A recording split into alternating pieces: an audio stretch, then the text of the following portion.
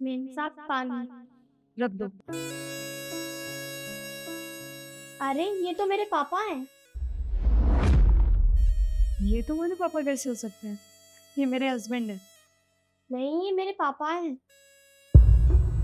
नहीं बेटा, ये तुम्हारे पापा हो कैसे सकते हैं? ये मेरे हस्बैंड है। तुम्हें कोई गलतफहमी हुई है शायद। अगर आपको यकीन नहीं हो रहा तो मैं अपनी नानी को बुलाती हूँ अभी।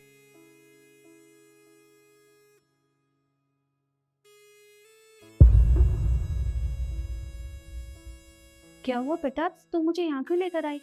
नानी ये देखिए पापा।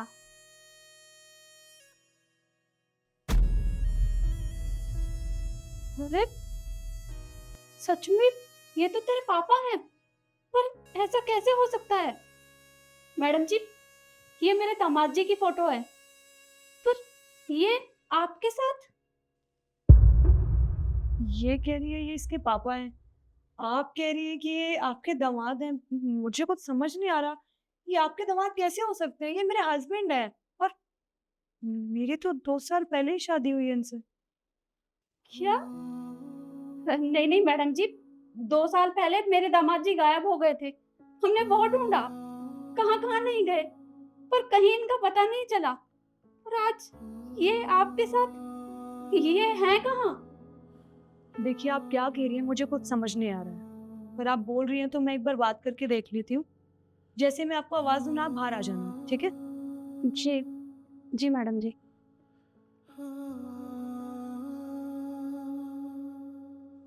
ऐसे कैसे हो सकता है?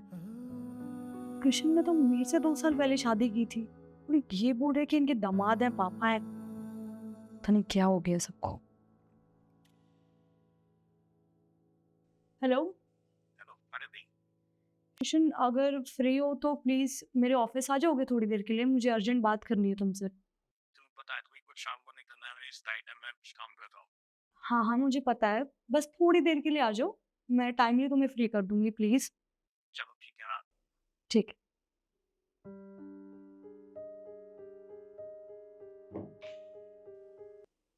हरदी, तुमने मुझे बुलाया? हाँ बुलाया मैंने। वो तुमसे कुछ जरूरी बात करनी थी। 1 मिनट, आप लोग बाहर आना एक बार। पापा।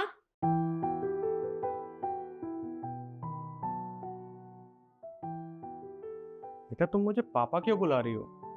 धमाल जी, ये बेटी है आपकी। आप इसे नहीं पहचान रहे? अगर एक बेटी अपने पापा को पापा नहीं कहेगी तो किसे कहेगी? अरे आंटी, आप कौन हो और आप मुझे दामाद जी क्यों बुला रही हो? मैं तो आपको जानता भी नहीं हूँ और मैंने आपको इस ऑफिस में पहली बार देखा है। रिद्धि, ये क्या चल रहा है? कौन है ये लोग? मैं इन्हें जानता भी नहीं हूँ। तुम इन्हें नहीं जानते हो पर ये तो तुम्हें जानते हैं। मुझे खुद समझ नहीं आ रहा कि इस ऑफिस में चल क्या रहा है। मुझे बताओ ये कौन है, जानते हो तुम इन्हें? अरे रिद्धि, मैं सच कह रहा हूँ, मैं इन्हें सच में नहीं जानता। मैंने तो इन्हें कभी देखा भी नहीं है। रिद्धि, मुझे ऐसा लगता है कि इन्हें कोई गलत फहमी हुई है, या फिर ऐसा हो सकता है ये गरीब लोग हैं, ये ऐसे ही होते हैं, इन्हें पैसों की ज़रूरत होगी या कोई चीज़ की ज़रूरत होगी, इसलिए ऐसा कर रहे हैं। तुम एक काम करो, तुम इन्हें पैसे दे दो और इन्हें भेजो यहाँ से, जाओ। फिर तो कृष्ण तुम मुझे भी नहीं जानते होगे, क्योंकि जो इंसान अपनी बच्ची को पहचानने से मुकर गया वो अपनी बीवी को क्यों पहचानेगा? क्यों किया तुमने ऐसा? तुमने एक बार भी हमारे बारे में नहीं सोचा? कृष्ण 2 साल हो गए, 2 साल में तुमने एक बार भी ये नहीं सोचा कि तुम्हारे बीवी बच्चे तुम्हारे बिना कैसे रह रहे होंगे, उनका कौन साथ दे रहा होगा, वो कैसे सरवाइव कर रहे होंगे? लेकिन नहीं, तुमने सिर्फ अपने बारे में सोचा और दूसरी शादी कर ली। तुम कैसे कर सकते हो ऐसा? तुमने मुझसे शादी की थी, अग्नि के सामने 7 फेरे लिए थे, वो कस्में, वो वादे कि मैं तुम्हें कभी छोड़ के नहीं जाऊंगा, हर सुख दुख में तुम्हारा साथ दूंगा। कहाँ गए वो कस्में, वादे? अरे सुख दुख में तो साथ देने की बहुत दूर की बात है। तुमने तो एक बार भी पूछने की कोशिश नहीं की कि हम लोग जी रहे हैं या हम मर गए, और दूसरी शादी कर ली। कृष्ण चुप क्यों खड़े हो? कुछ पूछ रही है वो, जवाब दो। क्या चल रहा है इसे? बोलिए दामाद जी। अरे कुछ बोलते क्यों नहीं? सभी लोग आपसे कुछ पूछ रहे हैं, क्यों किया आपने ऐसा? पापा बताइए आप क्यों आप खड़े हैं? हाँ कृष्ण बताओ, हम सबको तुमसे जवाब चाहिए कि तुमने हमारे साथ ऐसा क्यों किया। बोलिए दामाद जी, चुप क्यों है आप? अरे बस करो। रिद्धि, मैं मानता हूँ कि मैंने तुमसे झूठ बोला है। ये मेरी बीवी है।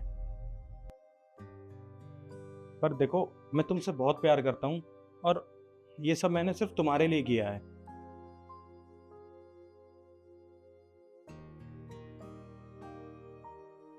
क्यों किया तुमने ऐसे? क्यों बोला तुमने मुझसे झूठ?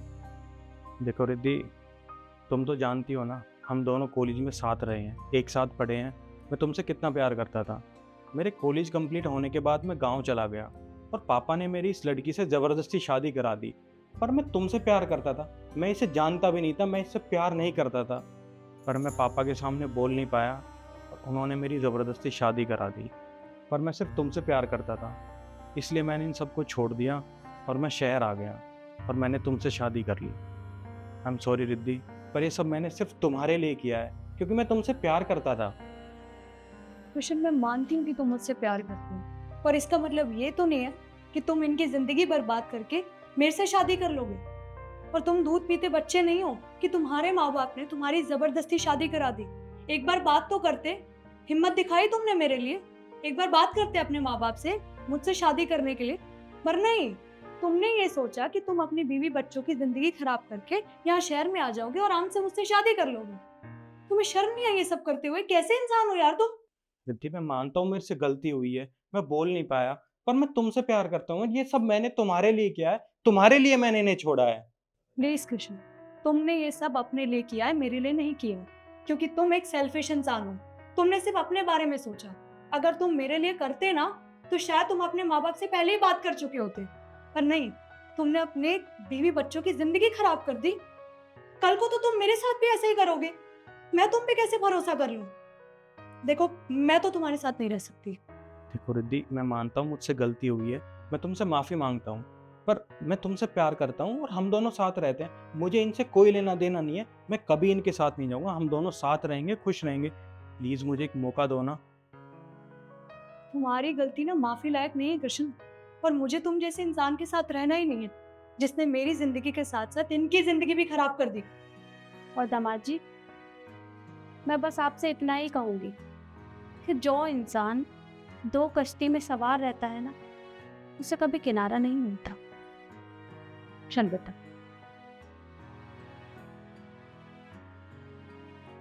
रिद्धि, रिद्धि मेरी बात सुनो यार, मैंने सच में ये सब तुम्हारे लिए किया है रिद्धि।